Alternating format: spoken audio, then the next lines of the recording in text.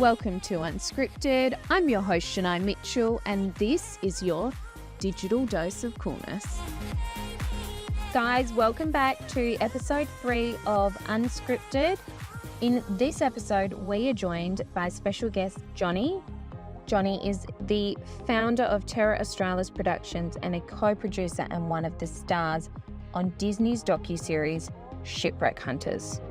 We can't wait to dive right into it and hope you all enjoy. Thank you for coming on, Johnny. Sure.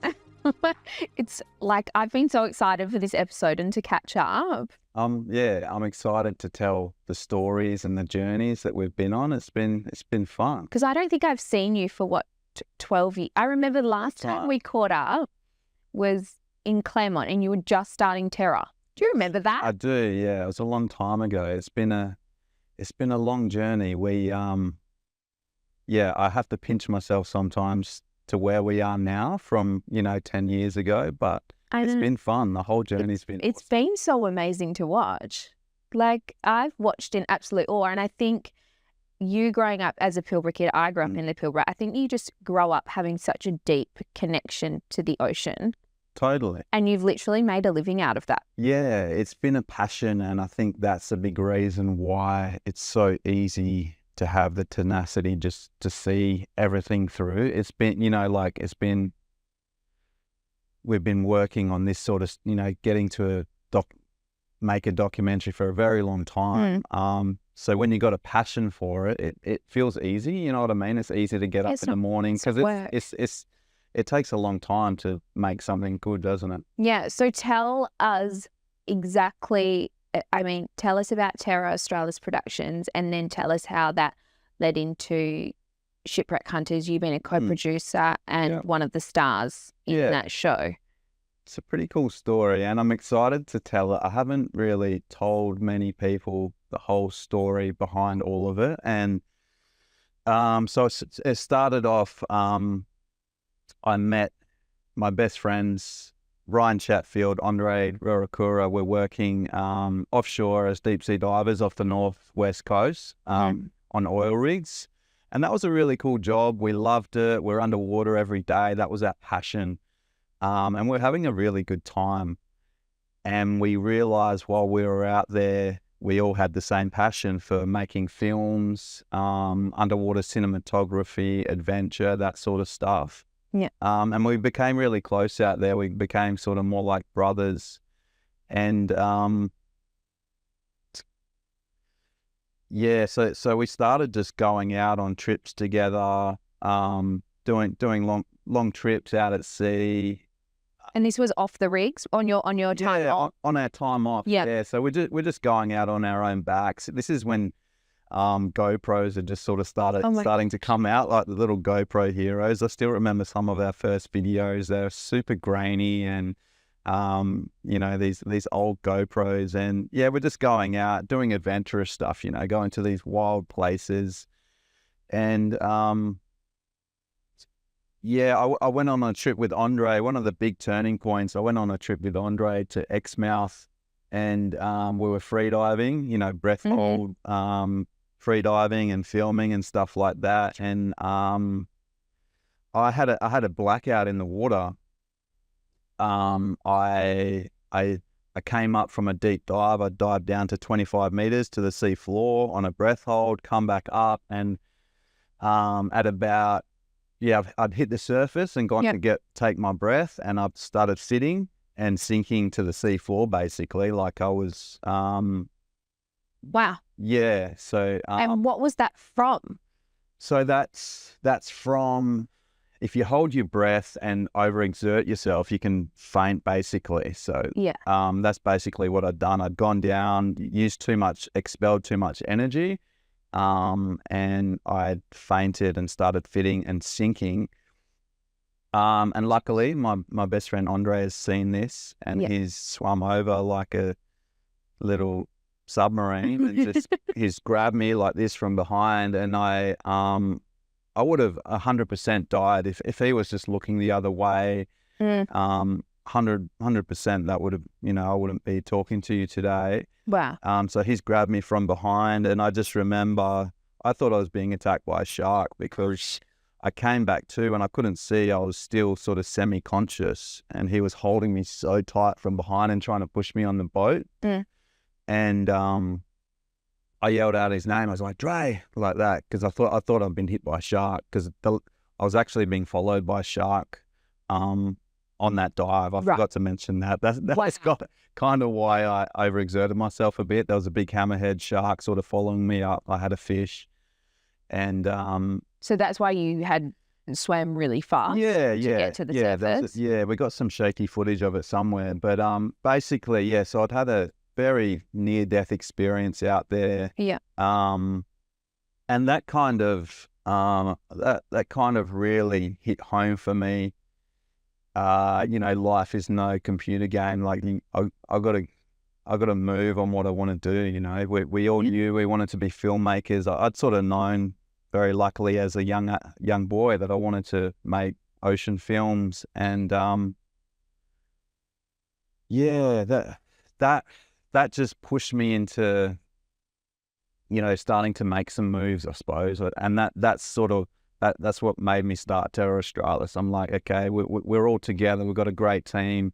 Yeah. Let's do something. And I founded the company with Andre and Ryan. Yes. And that was kind of the start. And from there, we started doing sort of innovative projects. So we were building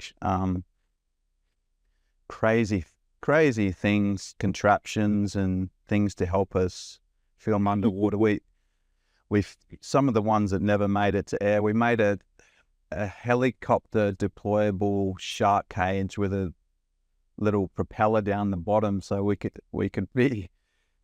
Yeah, it sounds crazy, and it was crazy. But it's literally every boy's dream. I know, like, we're big kids, and we still are big kids. Totally. We totally are big kids. Like, we go out with all our toys now, and we're all like, "Oi, like, look what we're doing. This is it. Yeah. Look what we're doing. Like, this is our dream," and we're so lucky in doing that. So we designed this shark cage. It could be deployed by a helicopter, and the pilot ended up pulling out. He's like, "Nah, we're not doing that." He's not the student. He's the smarter one out of the three. Probably. Yeah, it's like, I don't think the aviation authority will like this or whatever. And then we kept doing this with designing things, and still filmmaking off our own back. We bought all these expensive underwater cameras, and we just went for it. Yeah.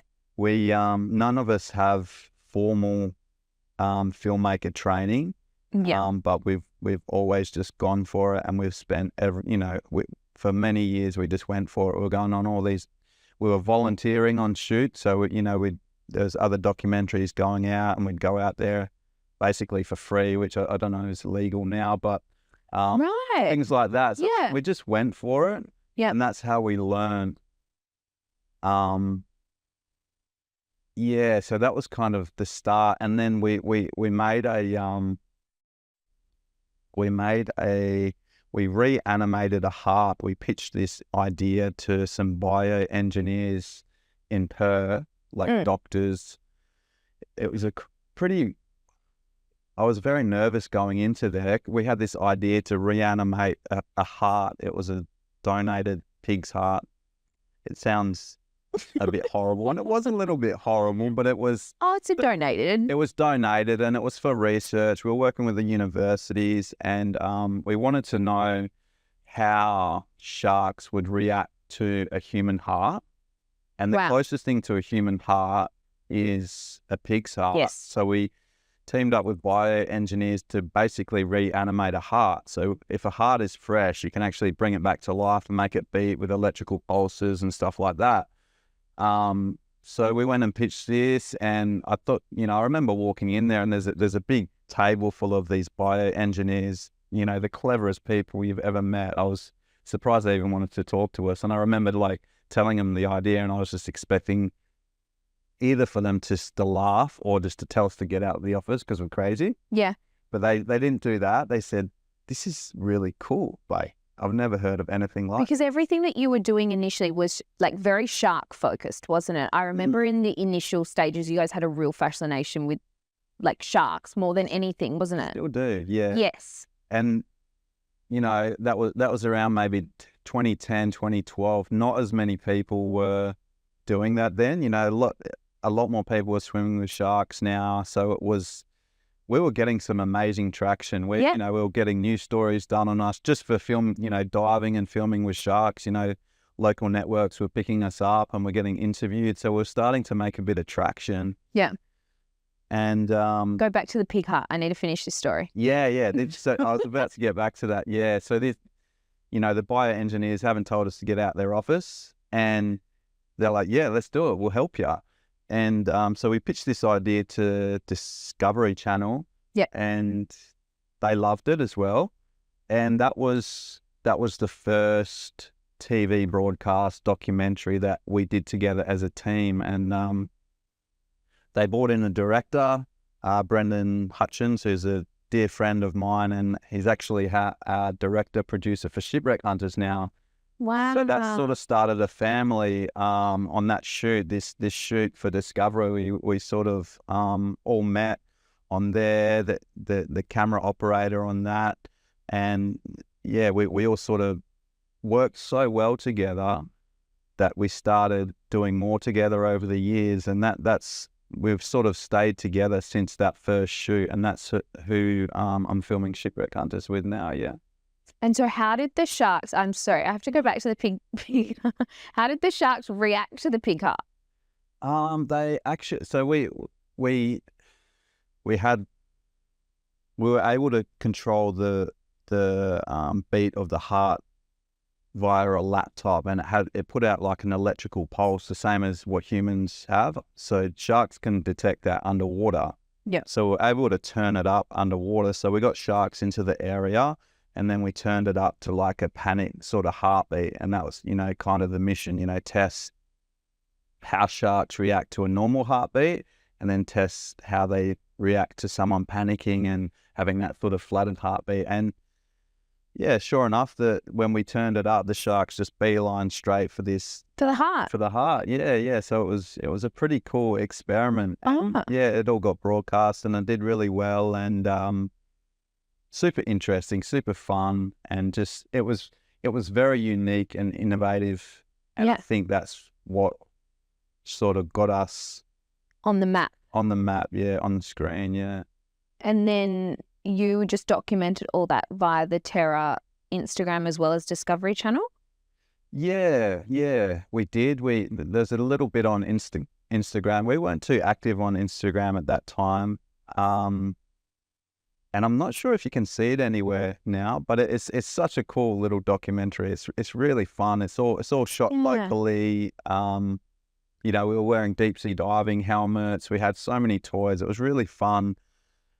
Yeah, it's one of the best times I've ever had. It was just an adventure. We were pushing the limits, interesting, and you were on the way up, essentially. Like it was like the start of something. And I find that's always the most exciting time. Definitely. Yeah. It is.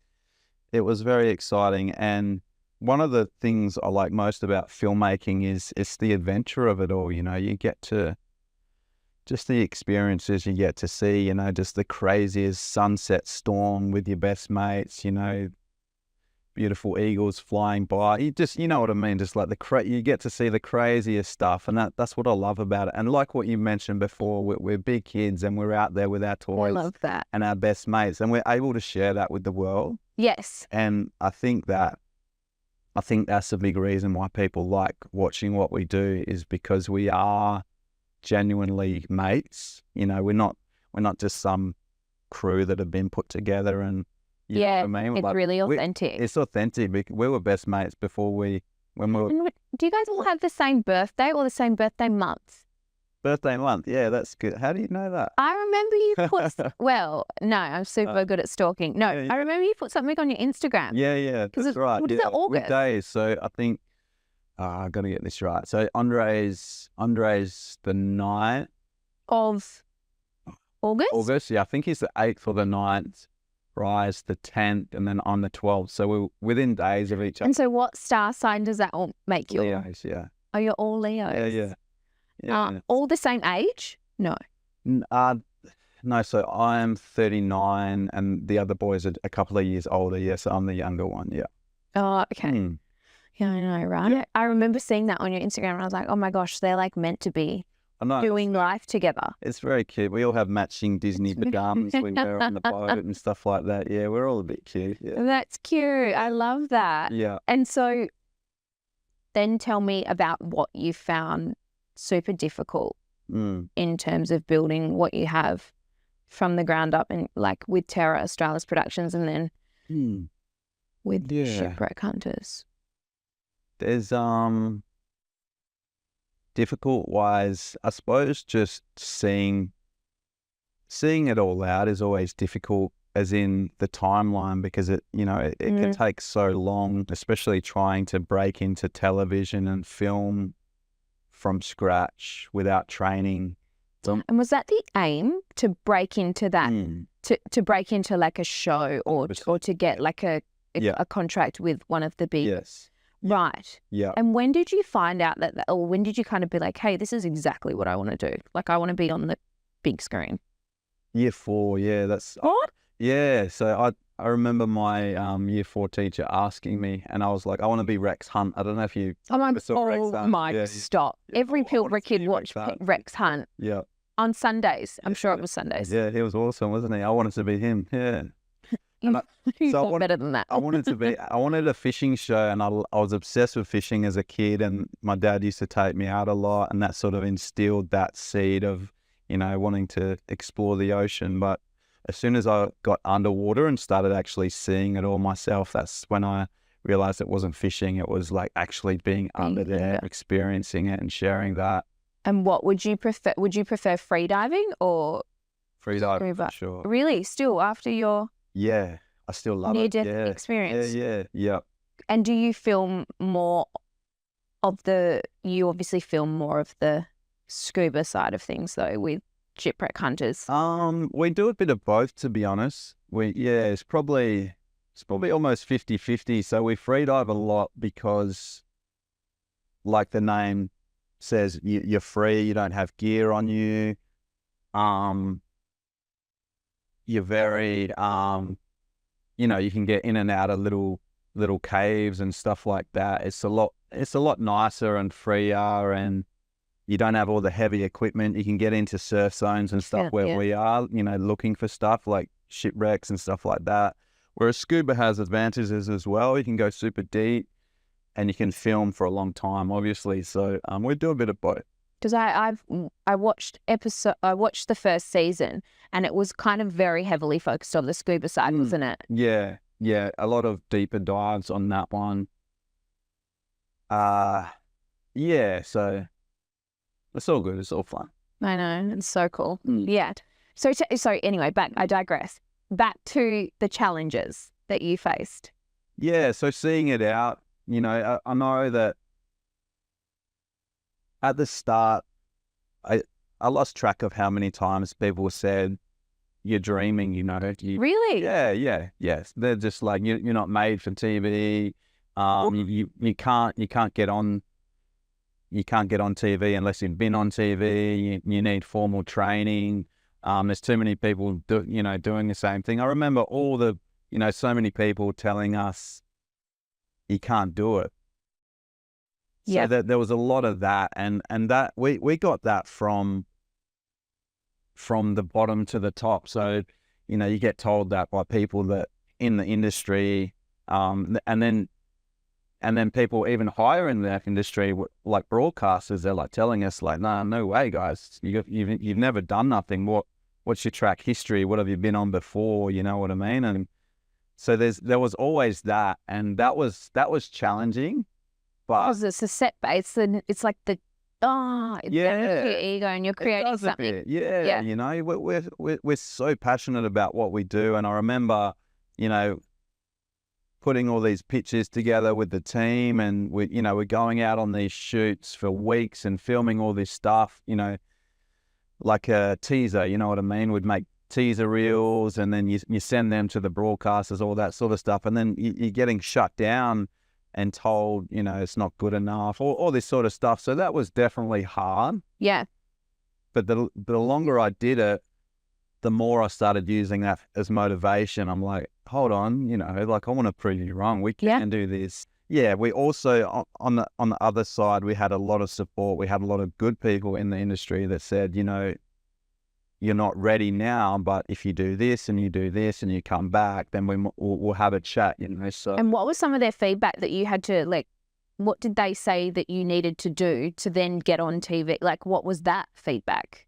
well, they always wanted to see visuals. They always wanted to see the footage of, whatever we were pitching. They want to see proof. They're like, all right, show us. But you would have had that, right? We did, Yeah. which was a huge advantage. And they wanted more experienced people on our team, which... Like divers or like experienced actors? No, as in producers, Right. directors, because, we're more a marine-based underwater cinematography team, and we didn't have a lot of experience, directing, producing, and that sort of stuff. So we did team up with some really experienced producers and directors, which also took us to another level. But yeah, they were probably the most sort of the setbacks that sort of just really, they're the only setbacks that ever made me just question what I was doing. When you spend 6 months preparing a pitch and all this footage and all this stuff, and then you apply and to make a show, and you get knocked back and just get told, no, it's not good. That was hard, but yeah, you just keep going. I know. I even know, like, for me, and it's not even on the same like level, but I'm like, if I create something for my client, or if I do a piece of work for them and they're like, oh no, there's a couple of changes, I'm like, oh, that's just such a like cutthroat thing to hear, Oh, totally. So I could imagine like that tenfold for you. Yeah. Oh, for sure. And it does make you question whether you're good enough, whether it's a good idea, all that sort of stuff. But I think it goes back to that thing that I was saying before, if you're passionate about something, and we all are genuinely super passionate about what we do, it's easy to keep going, and it's easy to bring that across on screen. Yeah. Like when we're out there, if you've probably seen it on some of our footage, if we see a whale or we have an encounter with a shark or a giant Queensland groper or something like that, we'll come up losing our minds. We're screaming and high-fiving and laughing and carrying on. And it makes it a hell of a lot easier, and I think that comes across really well. Yeah, because it is that genuine love for what you do. But I think do you feel like that's come from your like Pilbara roots? That love for the ocean? Yeah.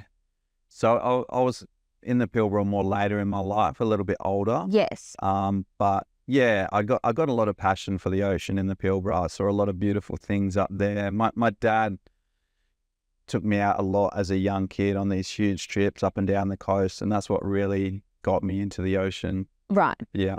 Yeah. No, because that's what I feel. I feel like when you kind of live that lifestyle, live and breathe that lifestyle, it's just so in your blood. You're literally living like the dream, Johnny.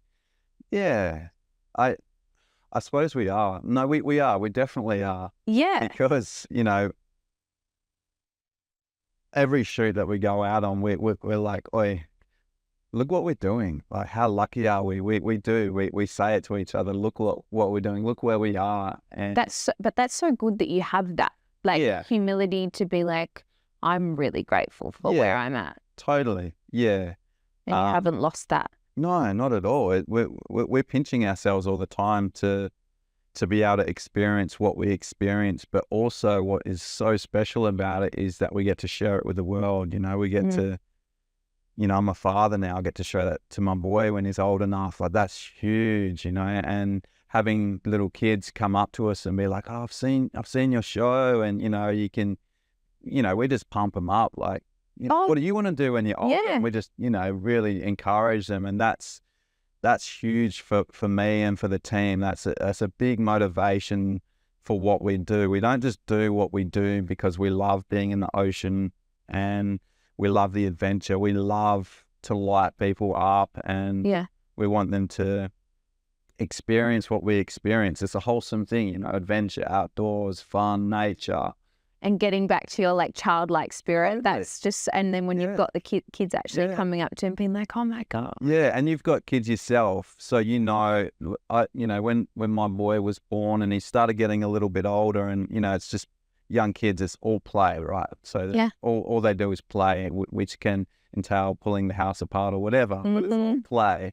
But it really reminded me that as adults, we get so lost in the rat race and we forget that we're here to play. We're here to have fun. We're here to do You're here to play with the world. Yeah, that's right. Totally. Yeah. So, it's very special to be able to do what we do. And and I think when, like, I know for me that when I'm when I'm creating and when I'm like channeling my inner child, that's when I'm at my like happiest. Totally. And you guys would feel that every day. Yeah, totally. With what you're creating. Yeah, yeah. So that's unreal. How do you go managing with obviously your son and being away from him and managing your family life? I have an amazing wife. Bless. She's awesome. She does so much. We plan a lot. As I'm sure you would, like most, you have the juggle's real. Yeah. Yeah. We plan so much. We'll plan weeks in advance what we're going to do. A lot of meal prep, all that sort of stuff to balance everything. We have a lot on. Who does the meal prep? Both of us. Oh, good. Yeah, we both do meal preps. We've got a dog as well. We meal prep for the dog now too. Oh, shivers. But yeah, telephone calls while we're away. They come away with us on some of the trips, which is really cool. Yeah. Will we see a feature of Jide in any of the epis? Fingers crossed. Yeah, fingers crossed. Oh, that's great. That is so inclusive, the show. Yeah, totally. Yeah, so that they come up and, Jide, like, he's 2 years old, so he loves... He comes down to the jetty and waves us off the jetty and, we're on jet skis and stuff and he's losing his mind. 2 years old, boats or, they love everything. So that's, we're very inclusive on the show, that they're a part of it, all the families and, a lot of support, good communication, all that sort of stuff. Yeah, that's amazing that he actually gets to go out with you. And it'd be so good for him to... He would come back I know that when my son goes on like a holiday or something, they just come back as like new little people after. Yeah. It's like totally. like they've aged like 6 months in the space of just from all the new experiences. Yeah. Travel and adventure, it just teaches you more than a hell of a lot of other things, I think. And being outdoors, for my son is huge. If he's having a meltdown, I'll just take him outside and that, it's just like... That's what we do, Yeah, calm under a tree or something, I know. Yeah. Oh, it's relentless though. Yeah. It really is. Yeah, parent life, it is full on and like I said, I've got a lot of respect for you and what you're doing with all this, you've got 2 kids and you're going for it and it takes a lot of courage to be able to put yourself out there and be the center of a company, and especially when you're being recorded, and it's so terrifying. Yeah, it is. So a lot of respect to you for that, and all parents really. It is a full on thing, and you don't realize until you're a parent yourself what your parents have sacrificed to you. Oh yeah, my mum was like, I think my mum went full time when my sister was 4. So yeah. And so like, I don't know, maybe that's where it's ingrained in me that I've got that workaholic kind of mentality. But yeah, I think it's been really, for me, it's been really gradual in terms of like the growth of my business. So when I had Harlow was obviously when I left real estate and then I got approached just to manage someone's social media. And I was like, yeah, sure. My baby's 6 months old. I'll do a little bit of socials posting, and this was like circa 2017. It's probably like when you guys were posting, and it was just like you whack up a couple of carousel posts or a couple of pictures. Simpler, wasn't it? So simple. Yeah. And so I was like, I'm nailing this gig. And then one client became a couple, and then I had some fertility issues with my son. So we kind of focused on that. And then once he was born, it kind of kicked straight back up. and I work straight through, and I haven't stopped now. Yeah. And so it's just been such a juggle. And then when I really decided, I think probably about 18 months ago, I was like, I'm going to actually market my services, because prior to that, it was like all word of mouth. So then once I decided to market it and put it online, I think that's just when it went gangbusters. And then I was like, okay, I'll just throw myself completely in then. Yeah. Why not? And we'll start a podcast and we'll do all the bits. And there's nothing else to do, is there? No, nothing else. I can't think of anything else. Oh my God, Johnny. What's your end game? Like, what's your goal? What do you want? Like, do you know what? I started this podcast because I was like, client testimonials are so fucking boring. And I was like, I just want to get cool people on and talk about things that are going to maybe help my audience. And so I was like, oh, maybe I'll just do like little Instagram interviews of like people. And then I was thinking, oh no, that's pretty much a podcast. Yeah. And so I thought I'll initially start my podcast with clients and interview them, and how that's been like working together. So then it could just be like a really fluid kind of walking, breathing testimonial, but without it being so salesy and just cringe. Yeah. And then it's a genuine way to get a story or brand across, right? Like, getting to know people. Yeah. And then it just kind of was like, no, I'll just do a podcast and get cool guests that I want to talk to. Yeah. Because I don't really want to do the whole, and I've never really, with my business, I've never wanted to do the whole sales pitch side. I've always just kind of wanted to create and show like the cool things that we've created together. Yeah. And a lot of my clients like are in industries that I'm like quite passionate about, or got like a real flair for. So like, you know, real estate's my background, hair, beauty, fashion, all of those things just come across really effortlessly in terms of like creating now. So it's like getting them on or getting connections to talk about like how we've created is like, so I don't know what my end game is.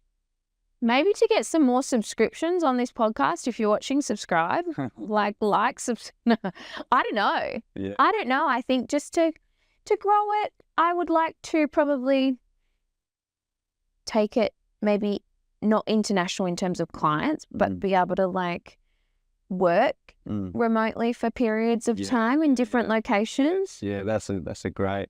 That's what I want to do. Yeah. So like park up in Europe for like winter, like winter in Perth, Europe, summer. Great business to do that.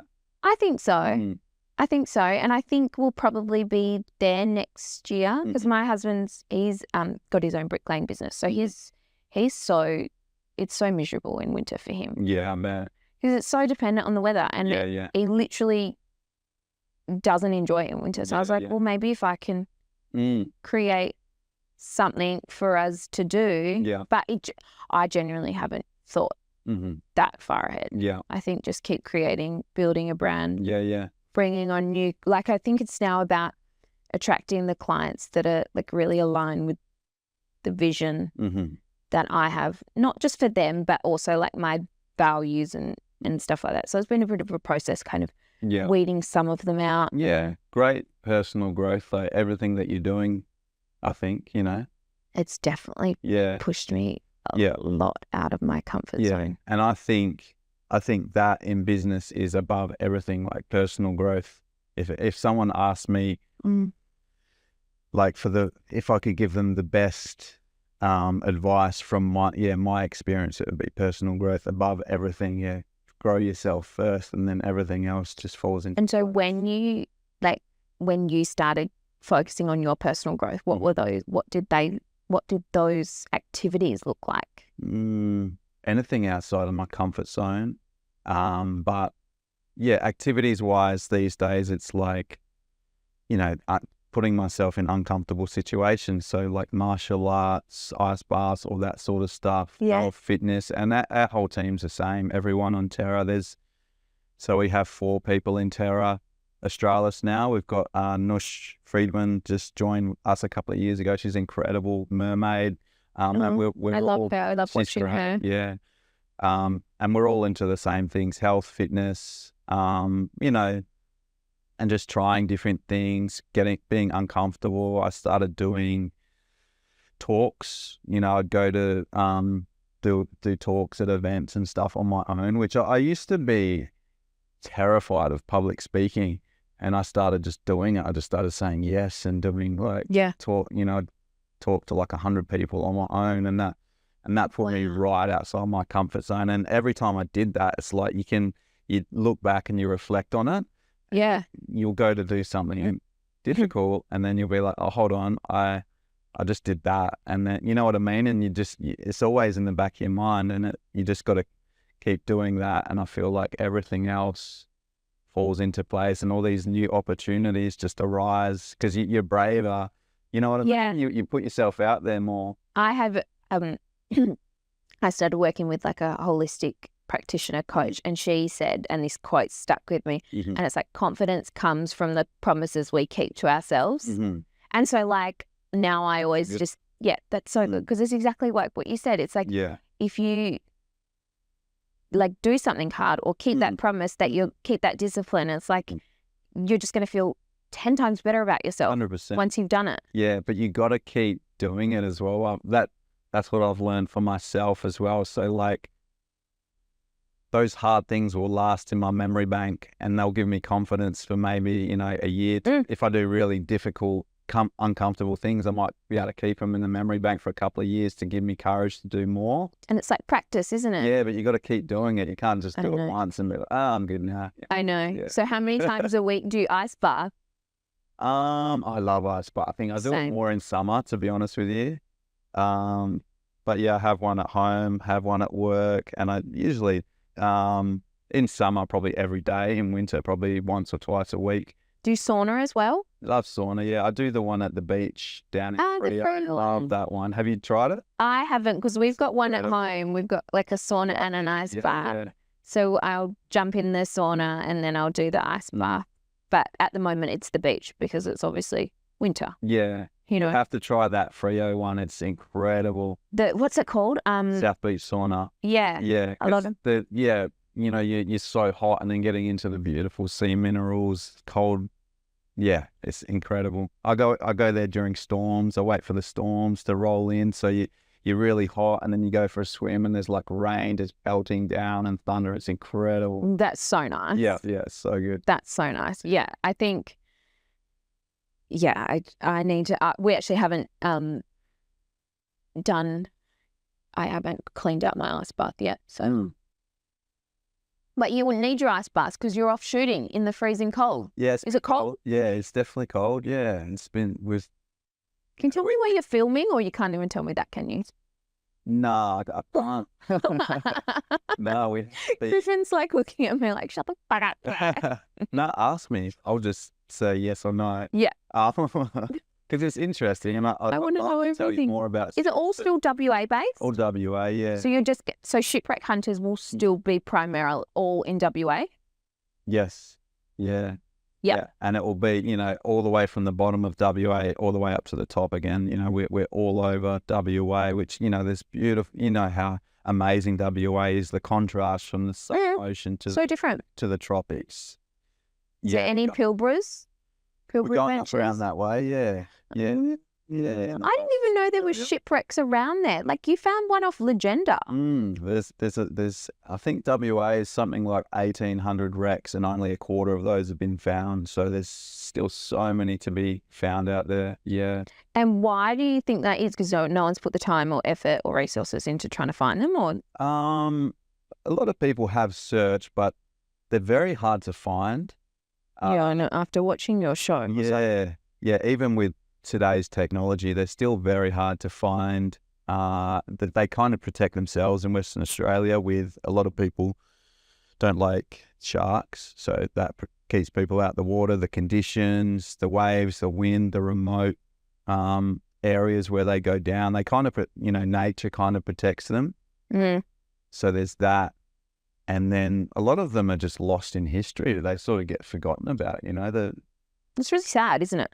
It is. And something cool that we do on the show, we go through the stories of the survivors and what people went through, and we sort of walk in the footsteps of the survivors, and that's pretty crazy to do. That's, because they went through a lot. There was like an interview, like on one of your episodes, there was an interview with a man who was somewhere in Europe. Yes. And he had family that were lost in one of the ships. Yes, Was it so the Broom episode, I think?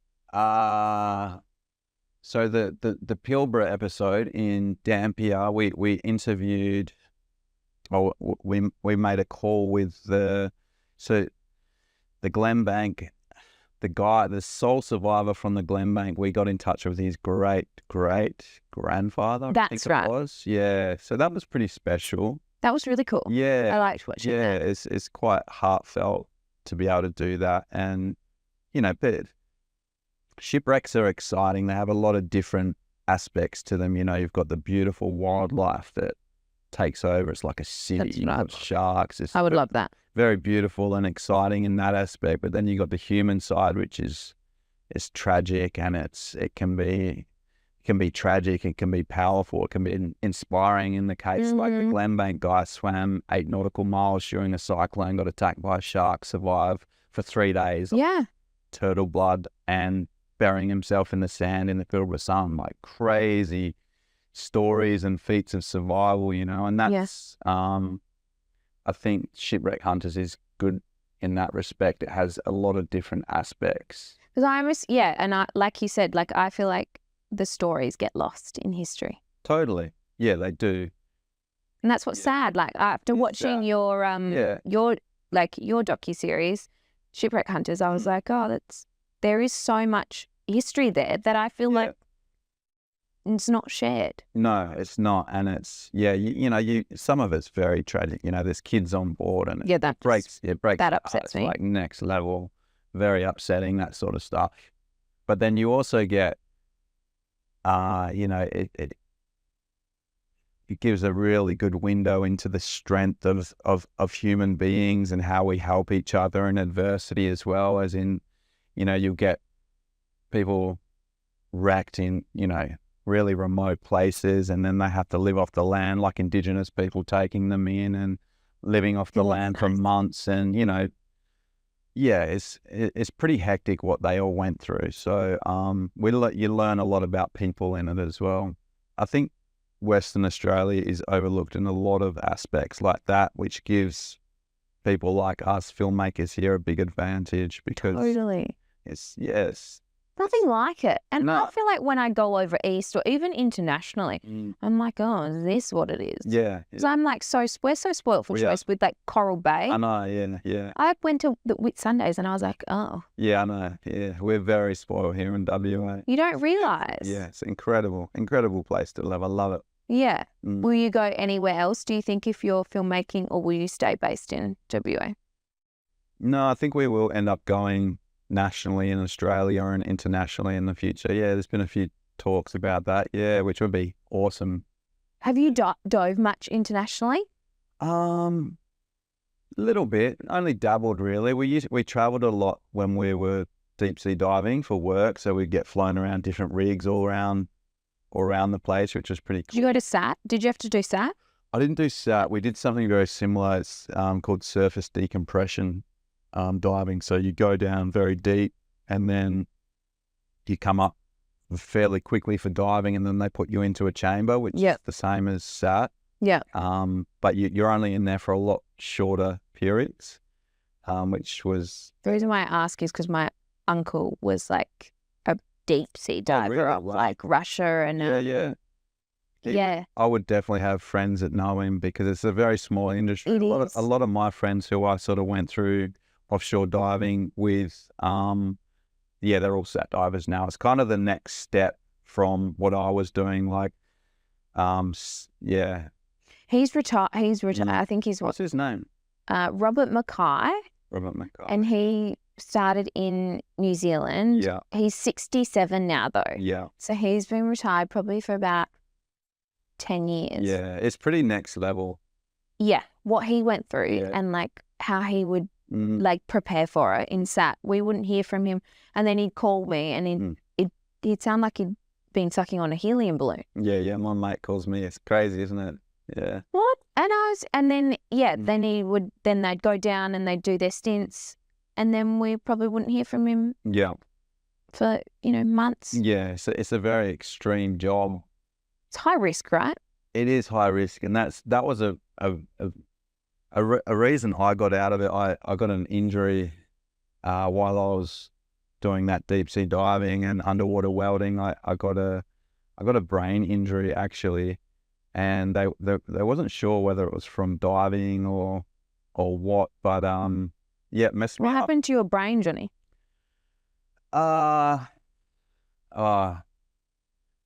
Mental health, like it really knocked me around. Yeah, So you did something happen? Yeah. I got it was like a lesion or something, and the doctor said it was most likely from diving or martial arts or something like that. They couldn't quite pinpoint it, but that basically, I went and saw a doctor, and they said you can't dive anymore. And this is when we're still trying to get Terra off the ground. This was another big kick in the ass for me because I had to sort of start from scratch. I got really sick, really unwell, couldn't work for about 2 years. Really? Yeah, it was pretty. From this brain lesion? Yeah, it was full on. Wow. Yeah. Talk to me in years. What year was this? This would have been so I think this would have been just before. This would have been, say, I was about 27 at the worst of it. So what would that be like? Like 10 years ago, 12 years ago. Yeah. And it was, as bad as my life got, as bad as life can get. And I'd never had anything like that in the past. I lost my job. I lost my income. Because you had to, or was it because of? I had to, yeah. Doctors wouldn't sign my dive medical. So they blacklisted me because of the injury. Wow. So, I was, 27, super happy. Filmmaking career was starting to take off. Working offshore, good money, happy, all that stuff, healthy. And then it was like... It just went... Yeah, just... Switched. Basically lost everything. And I was... I got to the stage where I was like, I don't want to be here. Yeah. It was bad. Yeah, it was hectic. It was really... I wouldn't wish it upon anyone. And it really made me just... I had to sort of rebuild myself from the ground up because, like I said, I lost everything. And then is that when you kind of really kicked into gear with everything, or did you? Yeah, it put me. It really, turbo to another level after that. Once I recovered, because, when you're really unwell, it doesn't matter what it is. You need hope, right? Because when you can't get through whatever it is, whether it's something, health related, brain related, whatever it is, you need hope to get through. And filmmaking was my hope. I started writing scripts and, trying to develop Terra. I'd spend weeks just, working on our business and company. And that was another very near-death experience, even closer death experience than the previous one I told you about. I was very close. You were very dark. Yeah, I was very close to not being here, as close as you can get. So that was a hell of an experience. Yeah, it was crazy, and it taught me a hell of a lot about life, though. A lot of lessons, and it just reinforced the fact to me, we're not here to.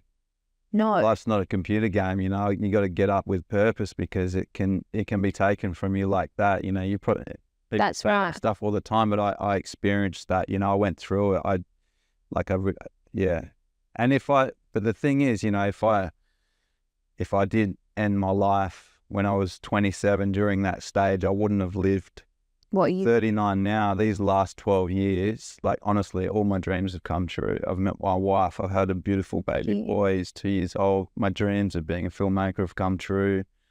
So that was almost like the catalyst for you, was it? Do you think? I think so, yeah. I think it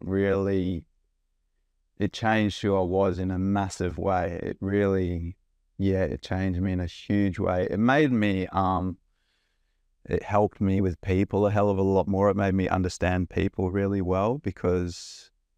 compassionately, or? Very much, yeah. I see people, people are probably my biggest inspiration for anything. Like I find people so fascinating and special and precious and limited, like we're so like this short time we have here. I just, It's like you're so empathetic after all of, or compassionate even.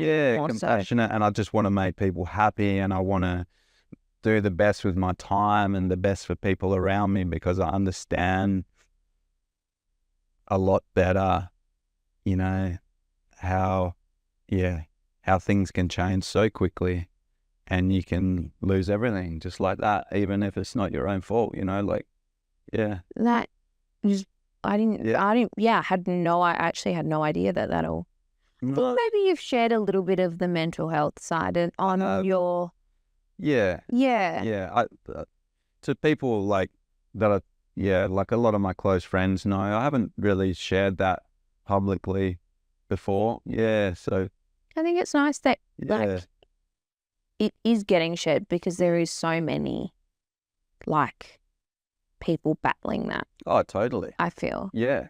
Like it's so common, and like I know that like I had really bad postnatal depression after my first. Yeah, sorry to hear that. It's pretty common, hey. It's pretty, and it was really it was really hectic. Yeah. But I'm like super like I kind of compartmentalize things. So instead of me like having instead of me kind of having a nervous breakdown on the floor, I just made sure my carpets were spotless, and I was like so OCD at that time, and it was awful to watch. I remember my mum said to me, she was like, Shinnai, you've got to come up to Karratha. I need to get you. Yeah. You're not well. Yeah, it's really good of your mum to do that. I know. But you've probably had that support to be able to help pull you out of it. Yeah. Did you find that? Oh, yeah. Yeah, I definitely had some great support around me. It was, for me, it was hard because I didn't feel like anyone understood what I was going through, and I felt like I was too far gone, you know what I mean? I was seeing doctors that were like, I don't know what to do with you, and like, wow, suggesting surgery, like hectic brain surgery. And so is it still there? No, fully recovered. Yeah, 100%, all gone. What's a brain lesion though? It's like a black spot? Yeah, I think it was like, well, it might still be there actually, but everything that I was going through is completely gone. Yeah. You can see that. Yeah. And that was it just took absolutely every last ounce of what I had to recover from it. I had to just, it was. And what did you, like, what were your things that you did to try and help you recover? Well, filmmaking was a huge motivation for me. I still had that dream, I've always had that dream. That dream helped get me up and help encourage me. So I had, even though I couldn't work and I was on this hectic medication regime that's super bad for you. It would have almost, and testament to you, because a lot of them make you very, like, they cap your creativity. Oh, totally. Yeah, I felt all that stuff, And you still felt like a zombie. It was horrendous. Yeah. It was horrible. But I had my filmmaking, so I was writing a lot, and I went to so many different doctors, and doctors are incredible, and nurses, like, they're superheroes to me, but unfortunately I didn't get anyone that could really help me very well. So I sort of had to, all the prescription medication didn't agree with me, so I had to sort of do it myself with their assistance. I had to go in. Yeah. So I just ended up just researching natural ways to rewire your brain, basically, and I did it. I found all these supplements that were helping me. Because you really into the supplements, aren't you? I remember we spoke about a couple of ideas of yours. And that's You still on that path? Yeah, 100%. Yeah, cool. Yeah. I've been working on a supplement that I'll be launching later this year, and that's where the motivation to get into all that came from. It was motivation from like necessity to live. Basically, I had to research this stuff to get better because nothing else was working. So you could imagine how furiously and intensely I was researching. And so what were those natural remedies that like you found were really helpful for you and saved you? Well, yeah, so I think that the most important thing that I've found through my research, and you know, we've been told this since we were kids, but there's studies now that like cement this. I think the University of South Australia said it. Exercise is 1.5 times more effective than any prescription medication, therapy, anything like that. So exercise, number one, always with everything. And then I found different compounds just through, you know, natural compounds through research. Very lucky now we have stuff like AI. You can be like ChatGPT. Yeah, that's it. We're so lucky. That wasn't around when I started researching. So I was spending months, you know, digging stuff up, or, you know, research papers, talking to doctors and researchers, digging all this stuff up. So I found all this these natural formulas that help me, and I still take them now. I don't need them as much, but it's more to sort of optimize my mental health now. And that's the plan with that supplement. I want to help people basically optimize their mental health. Yeah. That's amazing. My husband takes lion's mane and reishi. Yeah. Yeah. Yeah. Do you exercise every day? Most days, yeah. And what is that, martial arts for you? I only do martial arts like maybe twice, 2 to 3 times a week. What is that? Is it jiu-jitsu? Jiu-jitsu. No. Yeah, I saw that. Yeah, I've only been doing it for about a year. I used to do boxing before that, but I really enjoyed it. It's super challenging. I'm way out of my comfort zone. You know? Really? Oh yeah, it's crazy because it's scary. Like you're fighting people. Yeah. You know, you're trying to. You know, you'll spar. Well, you call it rolling, but it's like sparring, basically wrestling for 15 minutes at the end of your class, and it's with random people, mostly strong, trained people that are trying to like, you know, put you to sleep or put you in an arm bar. So of course it's uncomfortable. You know what I mean? Like it's really hard. Yeah. But that's why I do it, and that's why I think it's good. Yeah. Will you get your son into it? Yeah, he's starting next month. What? Yeah, that too. There's a club. There's a club in Perth. What for? For 2-year-olds. For jiu-jitsu. It's mixed martial arts, but it's run. So I think one of the head coaches is Steve Erceg, who's in the UFC. Okay, cool. UFC dudes. What a vibe. Teaching these little 2-year-olds. It's super cute. It's all about play and respect and all that sort of stuff. Obviously, I want to, you know, get him into all that sort of stuff too. And, you know, challenge him in a good way. So he's a good person. Yeah. Yeah. Because funny enough, my sister and my mum got us into Taekwondo. Oh, wow. When I was 7. Yeah. And so she was like, you have to get your black belt before you hit your 8. Yeah.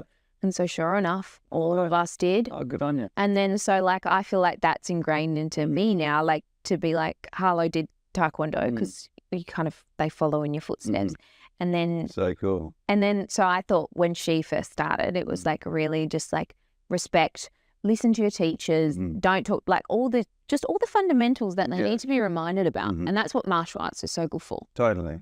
Like I think, and I feel like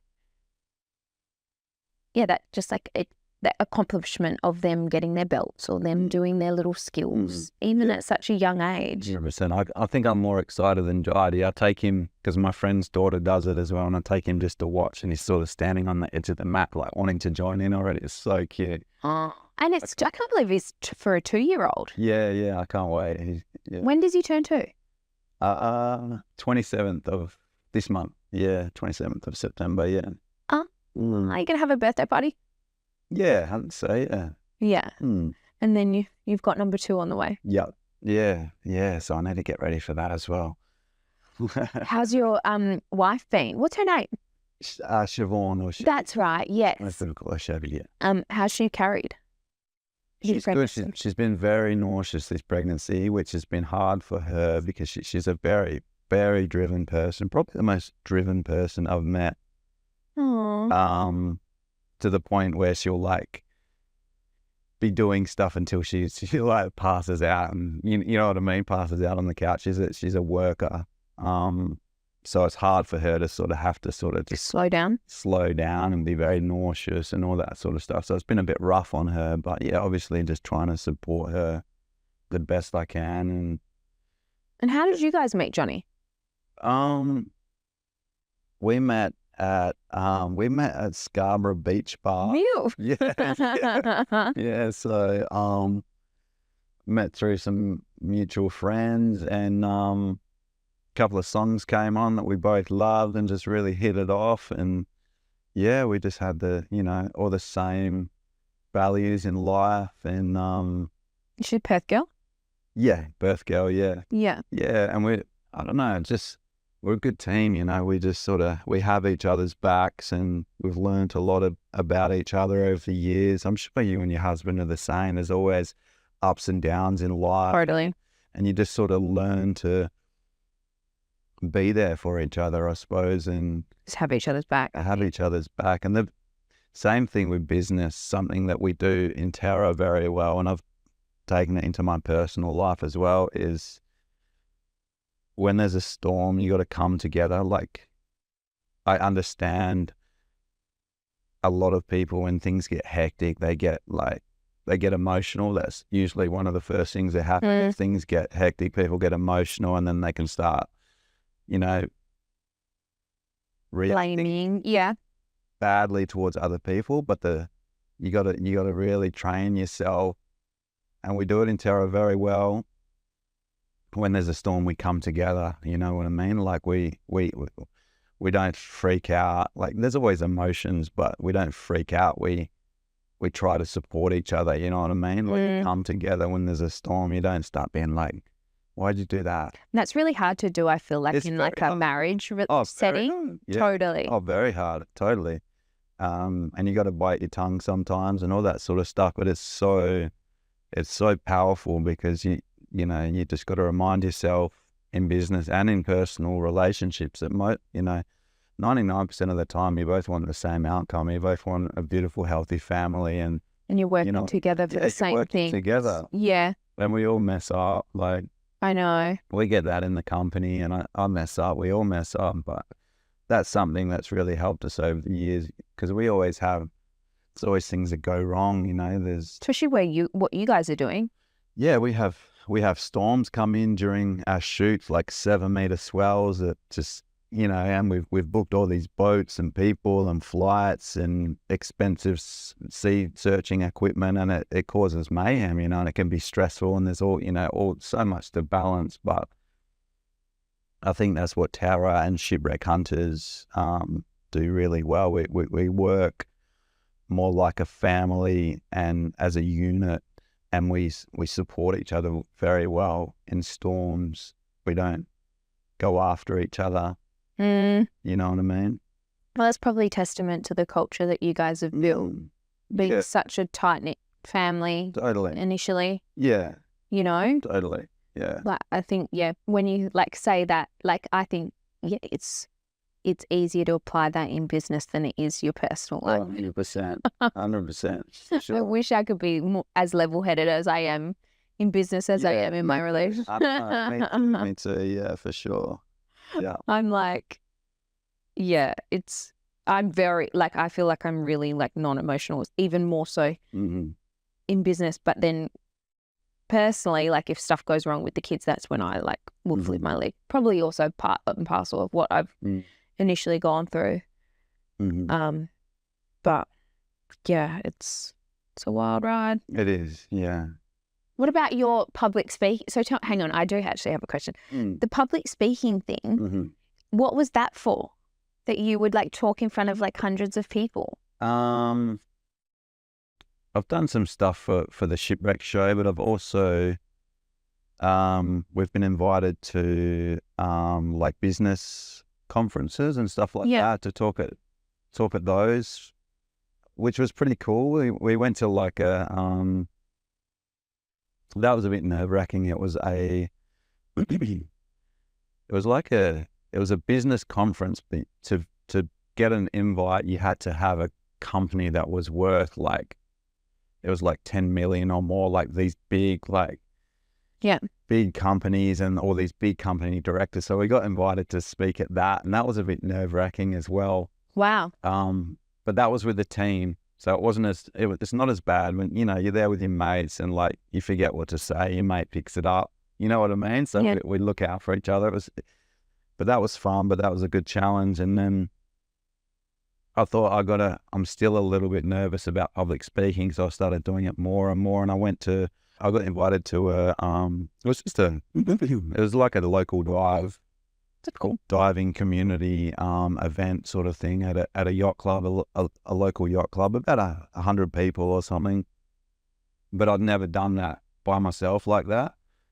So that was scary, but it was fun. Yeah. It is so fun after, like when you leave, I'm like, oh my God, I nailed that. Yeah, totally. Yeah. Yeah. But I just used to, you know, all the normal sort of stuff, positive visualization, just had fun and just try to be myself. Like I feel like if you try to be anything but yourself, it's tiring. And it's so on, yeah. You know what I mean? And it's, people want to see the genuine you. Like everyone's so unique in this world. We've all got something to offer. Everyone's got a superpower. You know what I mean? I love that. Superpowers. So you just got to I've learned that very, very well being on camera, on screen, you know, speaking like that. You just have to be. Because you're so authentic on camera, I reckon. Thank you. Do you?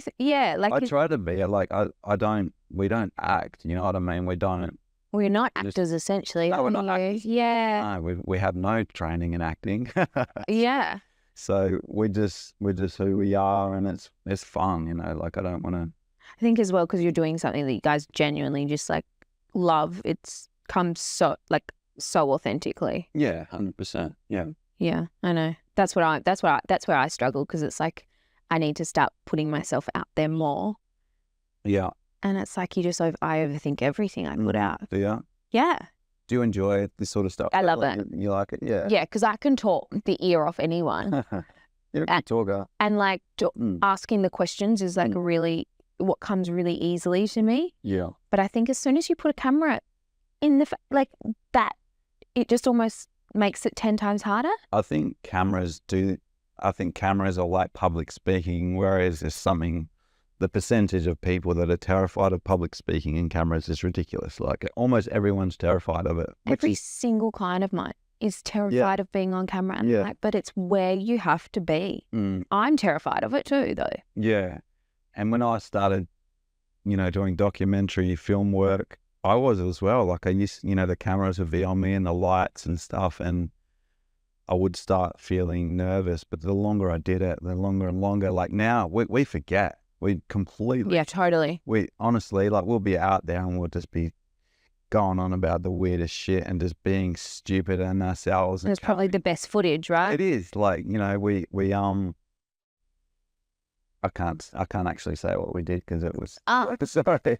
Oh, you can't tell me. No, we had something happen the other day, and it will be on series 2, but we were just losing our minds and just being so silly about it, and it was so genuine. And after it happened, I looked around and there's just cameras everywhere, just capturing every angle, and I'm just like, that's going to be so good. But at least you've got the team now to like kind of be on you guys. So much. Are they filming 24/7 pretty much? Yeah, so like a standard day we'll be filming from sunrise to sunset, sometimes into the night. Like say a 13, probably 14-hour day is probably a pretty standard day. 13, 14 to sometimes 16 we'll have a really long day. But yeah, you get up at sunrise and there's already drones and people shooting everything, and they're brilliant. They're such hard workers, the guys, and you almost forget how good they are. Like you see the rough cuts come through from each episode, and you're just blown away. Like all the beautiful detail that they've got is incredible. And you guys are at the boat show this week? Yeah. Who's that with? We're going to go there with Lux Boats. It's a local boat builder, so we've been working with them a bit. Yeah. So are they building your boat? Potentially, yeah. Yeah, they might. For Terra? Yeah, potentially. So cool. Yeah, yeah. So we've tested one of their boats quite a bit, and it's a ripper little boat. So we're just going to go hang out with them and maybe meet some kids and stuff like that and muck around. And I'll take my boy because he loves boats. Does he love boats? Loves them. Yeah. Yeah. It's in his blood, right? I don't know. He's just obsessed. We Just boat. You know the little. Mine's trucks. Yes. Mine's like truck, yeah. car, truck. Yes. And I'm like, like Mick's not into cars or trucks. Yeah. Really, but Ashton is like hell for leather on them. Yeah, it's a classic guy. I know. But all right, shall we wrap it? Yeah, sounds good.